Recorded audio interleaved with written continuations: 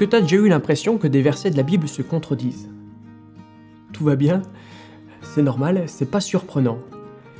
Mais bien souvent, en analysant les contradictions apparentes de la Bible, tu vas voir que tu vas gagner en finesse dans la compréhension d'un sujet. D'ailleurs, c'est très intéressant de lire différents textes parallèles de la Bible pour avoir une meilleure compréhension sur un sujet précis. Regarde par exemple, je lis Colossiens chapitre 3, versets 12 et 13.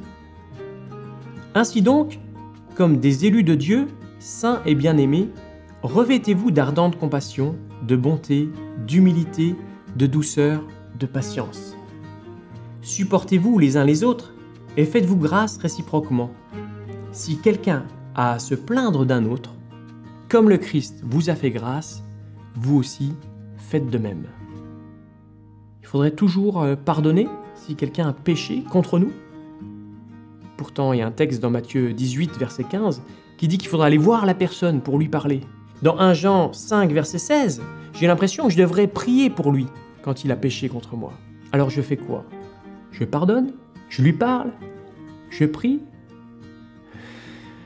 J'aime, en ce qui concerne les différents sujets de la Bible, avoir un texte de référence et puis noter à côté, dans la marge, les versets parallèles, de manière à avoir une vue d'ensemble sur ce sujet. Par exemple, en ce qui concerne la Trinité, mon texte de référence sera Jean 10.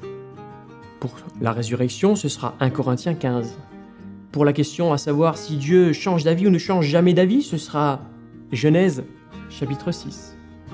Et je t'encourage à tester, à faire la même chose, à avoir un texte de référence et noter les références des textes parallèles à côté.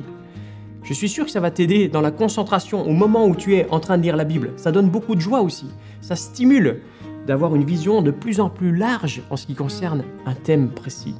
Parfois, en faisant cet exercice, ça va plutôt t'embrouiller que t'éclairer.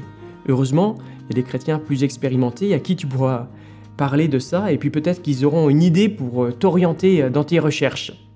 Tu pourrais aussi consulter de très bons ouvrages comme Un précis de doctrine ou le livre Pour une foi réfléchi. Et au fait, du coup, si ton frère a péché, tu fais quoi? Bonne recherche.